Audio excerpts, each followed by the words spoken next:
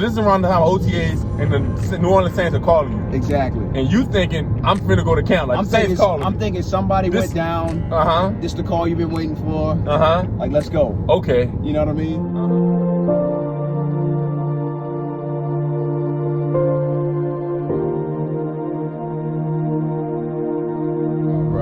But let's take them back for a second, right?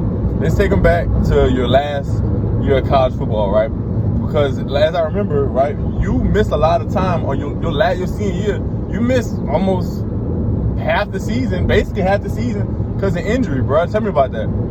Yeah, I ended up missing that 6 games roughly due to a groin injury. I played my first game. I went 6 for 66. My groin injury wasn't all the way healed.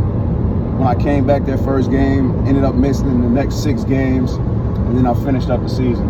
Okay, so you finished up the season, not playing much, right? Your senior year, like your very last year playing college football, and like what's kind of running through your mind at this point? Well, after I finished that first game, I was honestly in disbelief. Like I couldn't believe it. I hadn't played ball in 2 years. I had worked so hard just to get to that moment in time to be playing ball again, and nothing was going my way. Nothing was going your way. You know what I mean? It was very discouraging. But at the same token, I knew that everything was going to work out. Absolutely, and it did. So after the season, what happens? After the season, I started doing my rehab again, getting back healthy. I spent about another month in Pine Bluff, and then I reached out to one of my quarterbacks, Coach Nord, and we were trying to get into that bowl game, the HBCU Legacy Bowl game. Really? And you got in, right? Yeah, I ended up getting in at the day before the deadline was due. I ended up getting into that Senior Bowl at Tulane. Wow. And so you got in the bowl game for all the best SWAC players, all the best SWAC draft eligible players, and you got in there for the best players, but you hadn't even played you didn't really play that your senior year. Yeah, I missed half the year. Wow. That's freaking crazy. So that was honestly like a blessing that even happened. So you get to the HBCU Legacy Bowl, and what happens there? So the first day of practice, I'm at the HBCU Legacy Bowl. Everything's going well. We've been practicing probably about 20, 30 minutes at this point. We're in the middle of doing one-on-ones, and the quarterback gives me a signal to run a post route. So I ended up running a post route. DB ends up tackling me. He's falling. As I take an inside release, as he's falling, he pulls me forward. I'm in an RDL position. Wow. And as I try to pull myself to stay on balance, he pulls me again and ended up hearing a in my hamstring. Wow. And I knew at that moment, like, something was serious. I fell to the ground. And I ended up missing the rest of that bowl.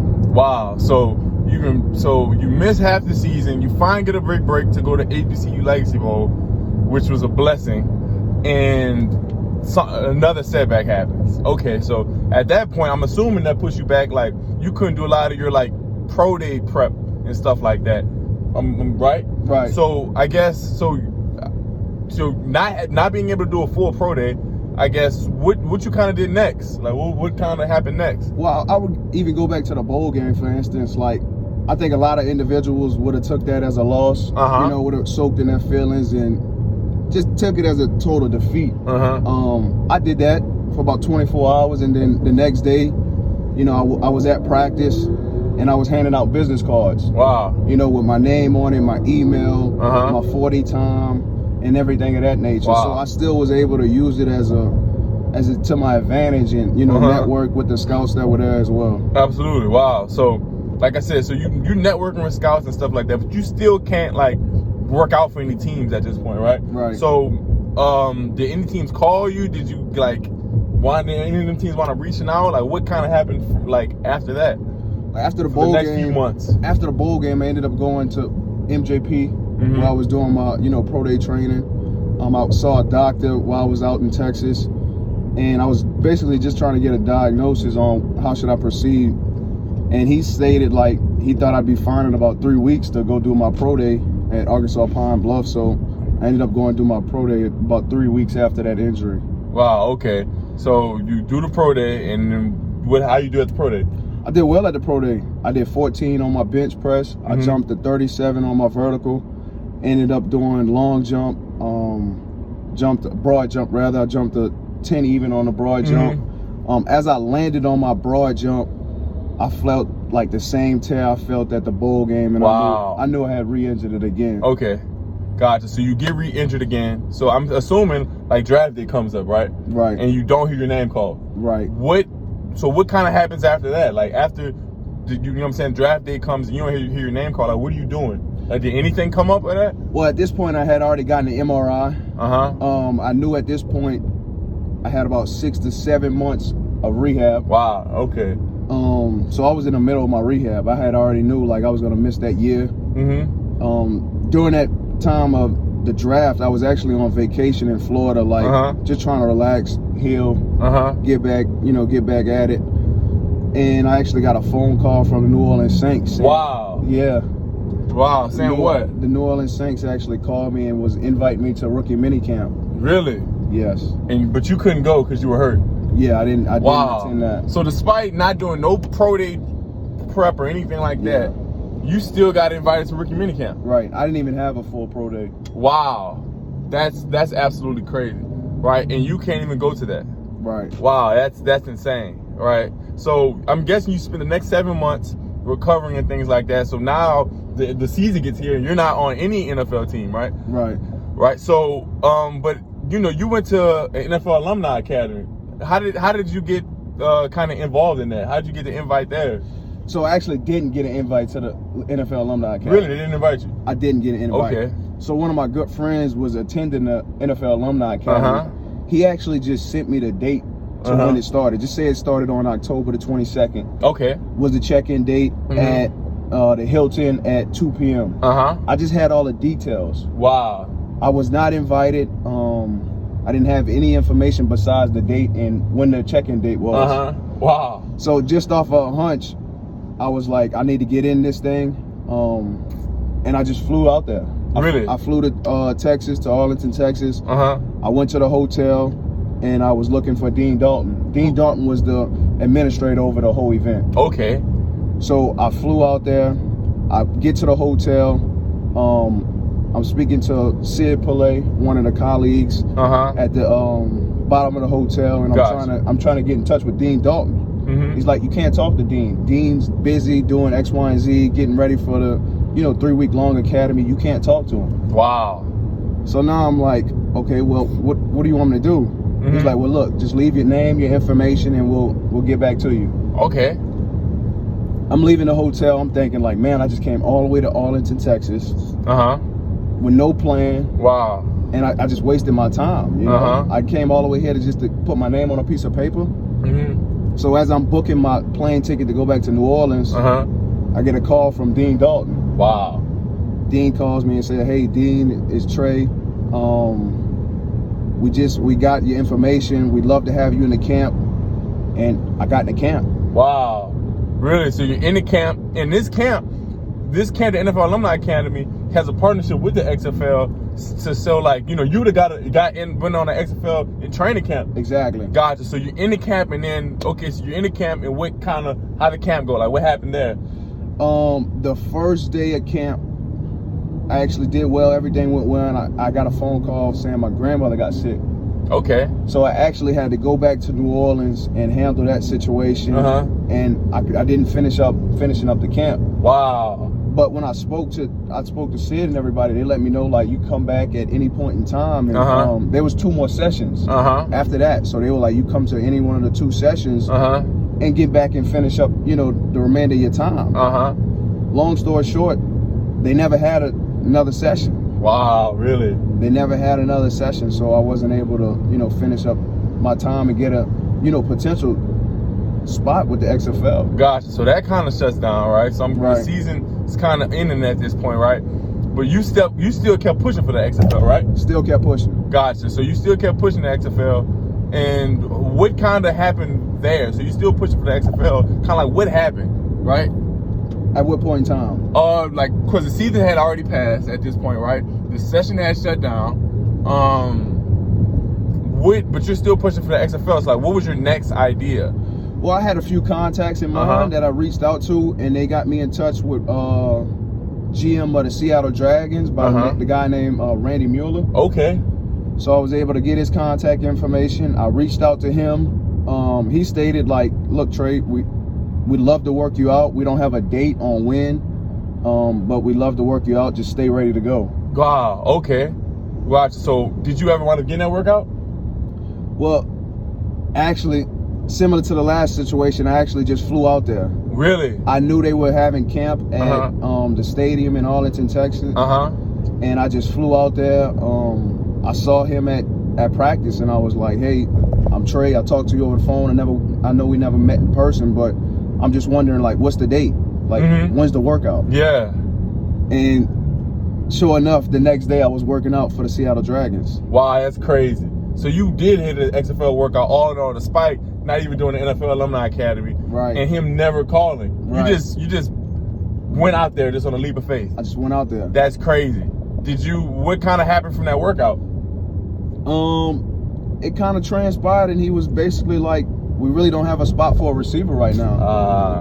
Dang. So it's like every time something happens, it's just like, gosh, wow. Yeah. Okay, wow. So that's what happened. What month is that? That must have been, the XFL was I think they were in the middle of their camp. Okay. So what is that, like February? It was around, yeah, it must have been like February. Okay, wow. All right, so that's February, right? So let's take it up into more recently. What's been kind of, like, what was the most latest? Have you ever had any workouts or anything like that ever since? Yeah, I actually most recently was my workout with the Pittsburgh Steelers. Really? Yeah. Wow. That was about 2 weeks ago. How did that come about? Like, them reaching out to you? How did that, like, walk me through that day? So this story was even crazier. Really? Okay. So I'm at one of my good friends' house. We're doing a little insurance. I get a phone call from Mickey Loomis. Really? Mickey Loomis, the GM for the Saints? Yeah, right. Okay. GM for the Saints. Wow, so the Saints call you. Yeah, right. So when the Saints call, when you see the Saints on your line, what are you thinking? I'm thinking I'm going to camp. Really? Yeah, I think. Because this is going into the draft. No, this is after. Gotcha. So this is after the draft. Gotcha. So around Ricky Minicamp time or OTAs? Yeah, exactly. So this is around the time of OTAs and the New Orleans Saints are calling you. Exactly. And you thinking, I'm finna go to camp. Like, the Saints calling I'm thinking somebody went down. Just the call you've been waiting for. Like, let's go. Okay. You know what I mean? Well, so walk me through that phone call. So I answer the phone. Mickey Loomis is like, hey, Trey, I know this is not the phone call you've been expecting, but we have a position to open up. And I'm like, okay, what is it? A wide receiver position, right? Exactly. So he's like, no, this is not that. It's actually a scouting position. Like working as a scout for the Saints. A scout for the Saints. So you working for the Saints, but I'm not as a player. Not as a player. Off the really? field. So the Saints GM calls you not to not to give you a trial or workout, but to like, hey, we want to hire you and bring you on staff. Exactly. Wow. And my heart sinks. Like, really? Long story short, I get off the phone and I'm in tears at this point. What does Mickey Loomis tell you? Like, well, he just like after that, like, how did the phone call end? Like, did he say like the phone call? Did you mention like, hey, I want to play football for you guys? I did mention that, but the phone call ended like, Trey, this is a long-term play. I think it'd be beneficial for you just to take the interview and just see how it goes. Wow. And I remember hanging up the phone. I was in disbelief. I was distraught, to be honest, to say the least. Did you cry? I cried. Wow. I couldn't believe it. I mean, here it is. After every setback, you know, and I was getting a phone call to be a scout.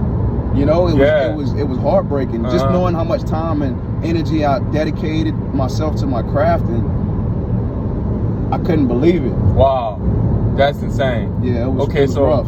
So you get that news, and then like, what do you do? Like, what happens next? Like, so one of my good friends who I'm working with at the time, he tells me like, Trey, don't worry about it. Everything's gonna be all right. We end up going to get lunch. Kid you not. Okay. Not even 45 minutes later, I get a call from a 412 area code. We're at 412? Yeah. Okay, what that's at? It's Pittsburgh. Okay, Pittsburgh. You get a Pittsburgh number. You don't recognize this number. I don't know this number. Okay.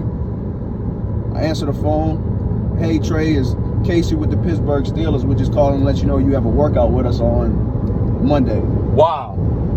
You get it. So after just giving an offer the position from the New Orleans Saints and staff, basically them telling you like, look, we're not interested in you as a player. Exactly. The Pittsburgh Steelers call you and give you the call that you've been looking for. Yes. Really? Yes. Wow. That was crazy. All in a matter of a few hours.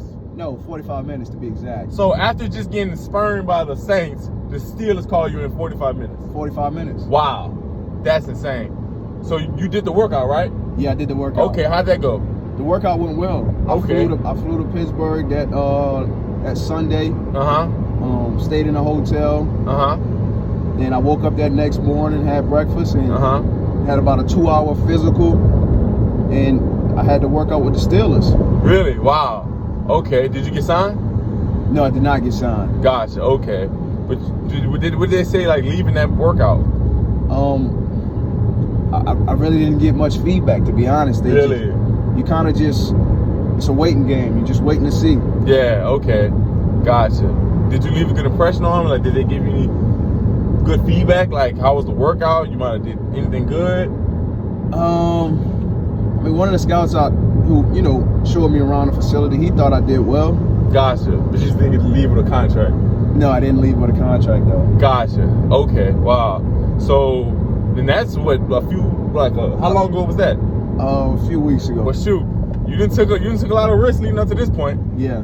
Well, there y'all have it. You got any final words, comments, remarks? Never give up. Never give up. Never quit. Newton's third law states for every action there's an equal and opposite reaction. So for whatever I input into life, I should receive that as an output. Never quit. Keep going. Never quit. They keep going. Well, there y'all have it. Let's see what the outcome finna be. We out.